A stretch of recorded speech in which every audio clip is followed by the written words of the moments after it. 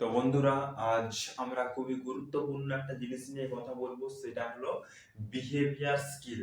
এই বিহেভিয়ার ওয়ার্ডটা বা শব্দটা আমরা ছোটবেলা থেকে শুনে এসেছি, কিন্তু এর প্রকৃত মিনিং আমরা জানি না। এই বিহেভিয়ার মানে কি? এই বিহেভিয়ার মানে আচরণ বা ব্যবহার। তোমার আচরণ বা ব্যবহার কিরকম, মানে তুমি ছাড়া তোমার সারাউন্ডিং, এই এনভায়রনমেন্টে প্রতিটা জিনিসের সাথে তুমি কিরকম ব্যবহার করছো, তাদের সাথে কিভাবে ডিল করছো বা কোনো কিছু ম্যানেজ করছো, তাদের সাথে তুমি কিভাবে ক্লিয়ার ডিক্লিয়ার করছো, এটাই হচ্ছে তোমার বিহেভিয়ার স্কিল। মানে তুমি একটা লাইটের সাথে কিভাবে ডিল করছো, একটা ফ্যান, একটা পাখা, একটা টেবিল, একটা চেয়ার, একটা মানুষের সাথে কিভাবে ডিল করছো, এটাই হচ্ছে তোমার বিহেভিয়ার স্কিল। এই বিহেভিয়ার স্কিলের মধ্যে 6টা পার্টস আছে। 1 নম্বর পার্টস হচ্ছে কমিউনিকেশন স্কিল। কমিউনিকেশন স্কিল মানে হচ্ছে যোগাযোগ ব্যবস্থা, মানে তোমার থটস, তোমার চিন্তা ভাবনা, তোমার ইমোশন, তোমার ফিলিংস একটা অন্য ব্যক্তির কাছে পৌঁছে দেওয়াকে কমিউনিকেশন বলে। সেটা যে কোনো ভাষায় হতে পারে, যোগাযোগ ডিভাইসের মধ্যে হতে পারে, সেটা যে কোনো ভাষায়, বাংলা, হিন্দি, ইংরেজি, উর্দু, যে কোনো ভাষায় সেটা হতে পারে। এটাই হচ্ছে কমিউনিকেশন স্কিল। ঠিক আছে। তারপরে হচ্ছে 2 নম্বর হচ্ছে সেলফ ইমপ্রুভমেন্ট। সেলফ ইমপ্রুভমেন্ট মানে যেটা তুমি জানো সেটাকে মেনটেন করা, আর যেটা তুমি জানো না সেটাকে তোমার প্র্যাকটিসের মাধ্যমে তোমার স্ট্রেংথের জায়গায় নিয়ে যাওয়া। মানে ধরো তুমি ইংলিশ স্পিকিং ভালো পারো, কিন্তু 2-3 মাস হয়ে হয়ে গেল তুমি ইংলিশ ইংলিশ স্পিকিং প্র্যাকটিস করছো না, তুমি আর প্র্যাকটিসের মধ্যে নাই, তাহলে কি তোমার ইংলিশ স্পিকিংটা ভালো থাকবে? থাকবে না। তাই তোমাকে প্রত্যেকদিন ওটাকে মেনটেন করতে হবে, তবে সেটা ভালো থাকবে।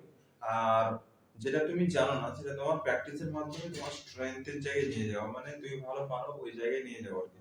মানে ধরো তুমি এমএস ওয়ার্ড ভালো পারো না, তো এমএস ওয়ার্ড তোমাকে প্র্যাকটিসের মাধ্যমে তোমাকে সেটা তোমার ওই স্ট্রেংথের জায়গায়, আমি ভালো পারি, আমি এমএস ওয়ার্ড ভালো পারি, আমি বিভিন্ন ধরনের ডকুমেন্টস বানাতে পারি, আমি অফিসিয়াল সমস্ত কিছু ডকুমেন্টস আমি কাজ করতে পারি। এটাই হচ্ছে তোমার সেলফ ইমপ্রুভমেন্ট। যেটা জানি সেটাকে মেনটেন করা, আর যেটা আমি জানি না সেটাকে প্র্যাকটিসের মাধ্যমে সেটা স্ট্রেংথের জায়গায় নিয়ে যাওয়া। তারপর 3 নম্বর হচ্ছে কনফ্লিক্ট রিসলিউশন। এই কনফ্লিক্ট মানে কি? কনফ্লিক্ট মানে হচ্ছে মতবিরোধ। যখন দুটো মানুষ তাদের মত নিয়ে একমত হতে পারছে না, তখন তাদের মধ্যে কোনো কিছু নিয়ে ফাইট হচ্ছে বা যুদ্ধ হচ্ছে, তখন একটা কনফ্লিক্ট তৈরি হয়। তখন আমরা সেটাকে যেভাবে ম্যানেজ করি বা সলভ করি, তখন সেটাকে কনফ্লিক্ট রিসলিউশন বলে। 4 নম্বর হচ্ছে টাইম ম্যানেজমেন্ট। টাইম ম্যানেজমেন্ট খুবই একটা গুরুত্বপূর্ণ স্কিলস আমাদের এই 21st সেঞ্চুরিতে। এটা খুবই একটা গুরুত্বপূর্ণ স্কিলস এই টাইম ম্যানেজমেন্ট। টাইম ম্যানেজমেন্ট তুমি যদি না করতে পারো, তাহলে তুমি কোনো কাজ টাইমের মধ্যে করতে পারবে না, তখন অসুবিধা হবে। তাই আমাদের এই স্কিলটা শিখতে হবে। টাইম ম্যানেজমেন্ট একটা স্কিল। সত্যি কথা বলতে টাইমকে কেউ কোনোদিন ম্যানেজ করতে পারে না, টাইম কখনো কারো হাত ধরে চলে না, টাইম তার নিজের মতো করে চলে। আমরা কিছুই করতে পারবো না টাইমের সাথে।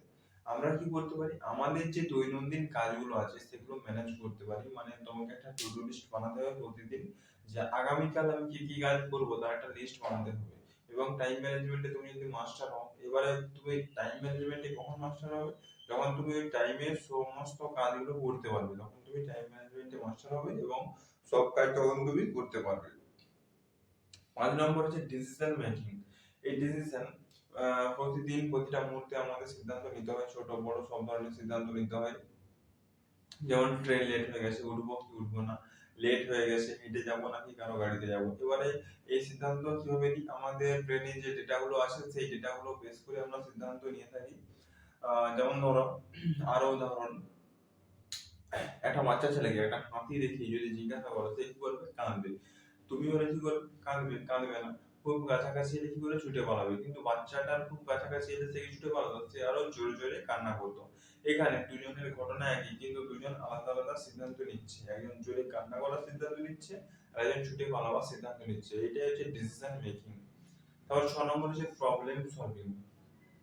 প্রবলেম ছোট বড় সব ধরনের প্রবলেম আমাদের জীবনে আছে, আমরা বেশিরভাগ গুলোকেই সলভ করে ফেলি। আর যেগুলোকে আমরা সলভ করতে পারি না সেগুলোকে আমাদের প্রবলেম বলে মনে হয়। যেমন ধরো, তোমার বন্ধুকে ফোন করতে বলা হলো, তোমার বন্ধুর নাম্বারটা ডায়াল করে ফোন করে কথা বলে নিলে, তো এটা কোনো প্রবলেম বলেই মনে হলো না। এরকম বেশিরভাগগুলোকে আমরা সলভ করে ফেলি, ঠিক আছে। আর যেগুলোকে সলভ করতে পারি না সেগুলোকে আমাদের প্রবলেম বলে মনে হয়। তো আজ এই পর্যন্তই। ভিডিওটি ভালো লাগলে লাইক করে দেবে, চ্যানেলটা সাবস্ক্রাইব করতে ভুলবে না। ধন্যবাদ।